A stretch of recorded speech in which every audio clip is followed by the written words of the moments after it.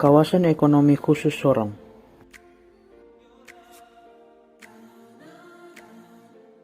Berlokasi di distrik Mayamuk, kawasan ekonomi khusus Sorong dibangun di atas lahan seluas 523,7 hektar dan secara strategis berada pada jalur lintasan perdagangan internasional Asia Pasifik dan Australia. Sebagai kawasan ekonomi khusus pertama di tanah Papua, penetapan kawasan ekonomi khusus Sorong diharapkan dapat menjadi pusat pertumbuhan ekonomi baru di timur Indonesia yang turut sejalan dengan salah satu prinsip nawacita, yakni membangun Indonesia dari pinggiran.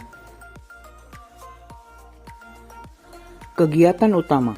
Berdasarkan potensi yang dimiliki, kawasan ekonomi khusus Sorong dikembangkan dengan basis kegiatan industri galangan kapal, agroindustri, industri pertambangan, dan logistik. Kawasan ekonomi khusus Sorong diproyeksikan menarik investasi sebesar 32,2 triliun rupiah dan diproyeksikan dapat menyerap tenaga kerja sebanyak 15.024 tenaga kerja hingga tahun 2025. Landasan hukum. Landasan hukum kawasan ekonomi khusus Sorong ditetapkan pada Peraturan Pemerintah Republik Indonesia Nomor 31 Tahun 2016. Infrastruktur kawasan ekonomi khusus Sorong.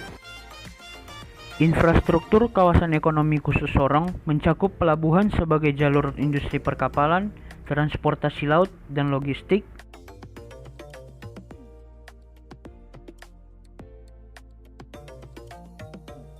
kemudian pembangkit listrik tenaga mesin gas sebagai pemasok kebutuhan listrik kota Sorong dengan daya sebesar 50 MW.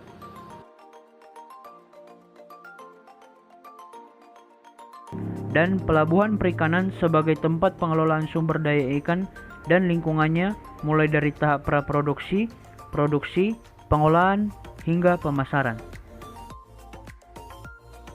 Sekian dan terima kasih. Jangan lupa subscribe channel Geonias dan tekan tombol lonceng notifikasi agar tidak ketinggalan video terbaru.